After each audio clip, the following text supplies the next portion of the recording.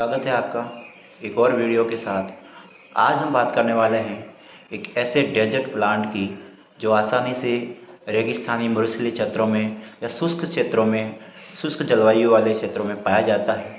और आज उसी प्लांट के फ्लावर की बात करेंगे हम, उसके मॉर्फोलॉजिकली स्ट्रक्चर की, उसके आकारिकी के बारे में हम डिस्कस करने वाले हैं। तो आज हम बात करते हैं प्लांट जिसका नाम कैलोट्रोपिस प्रोसेरा बोलते हैं। सामान्य इसे आग भी कहा जाता है या इसे आंकड़ा भी कहा जाता है। आज उसी प्लांट के फ्लावर के बारे में हम डिस्कस करेंगे कि उसका फ्लावर किस प्रकार से होता है, कौन कौन से पार्ट पाए जाते हैं अंदर।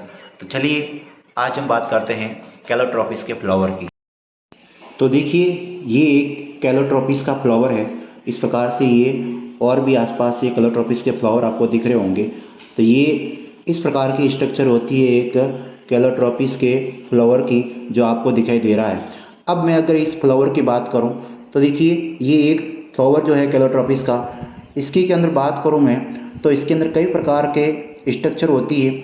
इससे पहले मैं अगर बात करूं तो ये कैलोट्रोपिस का जो फूल होता है ये बेसिकली हर्मेटोफाइट होता है, यानी कि बाइसेक्सुअल होता है। बाइसेक्सुअल की बात करें तो जिसके अंदर प्लांट के जिस फ्लावर के अंदर मेल और फीमेल जनांग, जैसे कि अगर फ्लावर की बात करो तो इसके अंदर मेल जो पुंकेसर होता है, स्त्री केसर होता है, जो एक ही प्लांट के फ्लावर के अंदर पाया जाता है। तो ये एक बाइसेक्सुअल फ्लावर है, यानी कि और इसके अलावा इसको हर्मेटोफाइट्स भी कहा जाता है। इसके अलावा ये एक्टिनोमॉर्फिक भी होता है। एक्टिनोमॉर्फिक की बात करें तो इस प्लांट के फूल को कई प्रकार के लाइंस के अंदर भी इसको कट करके कट किया जा सकता है, इसलिए ये एक्टिनोमॉर्फिक प्रकार का फ्लावर होता है।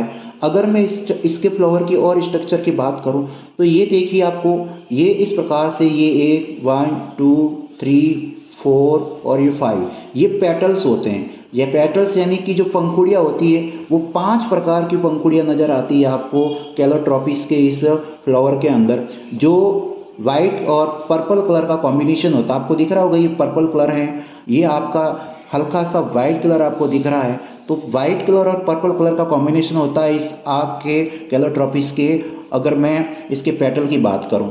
अब आपको दिख रहा होगा ये जो बीच में जो आपको दिख रहा है इसको बोलते हैं गाइनोस्टेजियम, यानी कि ये होता है गाइनोस्टेजियम। इसकी बात करूँ तो देखिए आपको 5 पॉइंट दिख रहे होंगे। अगर मैं थोड़ा सा दिखाऊं तो ये 1 2 3 4 और 5 ये 5 जो पॉइंट होते हैं, इन 5 पॉइंटों की बात करूं तो इसके पास में जो साइड में आपको दिखे निकले वो दिख रहे हैं 1 2 3 4 और 5, ये जो होते हैं ये बेसिकली क्या होते हैं, इसको हम कोरोना बोलते हैं। और कोरोना की बात करें तो ये 2 भागों से मिलकर बना होता है। एक अगर मैं बात करूं तो इसको ये देखिए, इसको बोलते हैं, एक को बोलते हैं हुड और इसको बोलते हैं, एक को बोलते हैं हॉर्न। ये दोनों से मिलकर ये बना होता है आपका कोरोना वाला भाग। और बीच में जो सेंटर होता है इसको बोलते हैं गाइनोस्टेजियम। इसके जो 5 पॉइंट होते हैं जिस आपको दिख रहे होंगे ये होते हैं 5 पॉइंट की बात करें। और इसमें आपको थोड़ा सा अगर मैं बात करूँ, दिखाने की कोशिश करूँ तो देखिए हल्का सा आपको ये यहाँ पर वाइट कलर का निकला हुआ दिख रहा है और इसके ऊपर एक ब्लैक कलर का नजर आ रहा है, ये होता है पॉलिनिया। अब पॉलिनिया क्या होता है बेसिकली कि अगर कोई कीट वगैरह होता है इस फ्लावर के ऊपर बैठता है तो ये कीट जब इसके ऊपर बैठता है तो इसको वो अट्रैक्ट करता है कीट को, और ये पॉलिनिया जो होता है जो बैठता है तो ये जो उसके कीट के जो पैर होते हैं वो इस ब्लैक कलर के जो पॉलिनिया नज़र आ रहा है यहाँ से चिपक जाता है, और ये वहाँ से पैर के चिपकते वो दूसरे प्लांट के फ्लावर के ऊपर जाके बैठ जाता है। तो इसको ये प्रकार से पॉलिनेशन का काम करता है ये।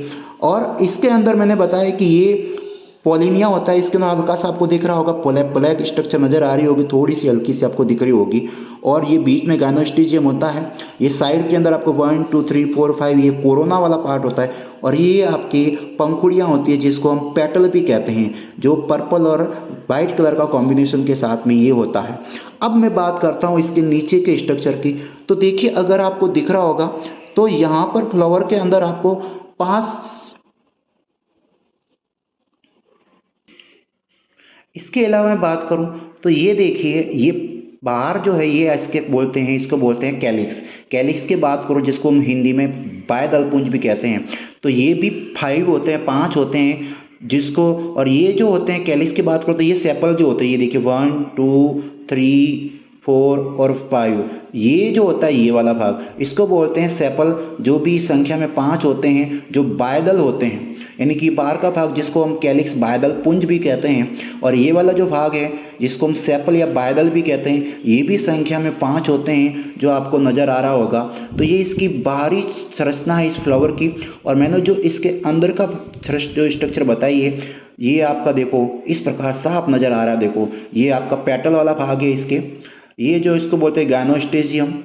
ये 5 इसके जो पॉइंट्स होते हैं जिसके अंदर पॉलिमिया पाए जाते हैं, जो मैंने आपको दिखा है, हल्का सा आपको दिख रहा होगा अभी भी कि ये यहाँ से हल्का सा पॉइंट दिख रहा है आपको ब्लैक ब्लैक, और ये बीच के अंदर ये 5 आपके कोरोना वाले भाग है जो 2 भाग से मिलकर बने होते हैं, हुड और हॉर्न से बने होते हैं।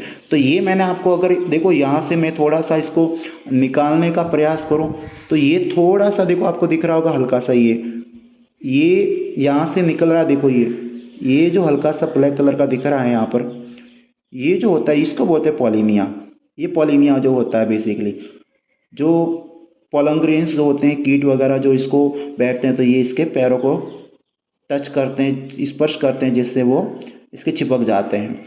जो पॉलिनेशन जो प्रोसेस होता है इसके अंदर। तो इस प्रकार से ये जो स्ट्रक्चर है जो मैंने बताई है आपको, इसके कैलोट्रॉपिस की बात करें, आपको ये जानकारी अच्छी लगी होगी, बहुत कुछ जानने को मिला होगा। तो मिलते हैं हम एक नए वीडियो के साथ। तब तक के लिए धन्यवाद। चैनल को सब्सक्राइब करते रहिए, बेल आइकन को क्लिक कीजिए, और जिससे आपको नोटिफिकेशन अगले वीडियो की मिलती रहे। तब तक धन्यवाद। जय हिंद।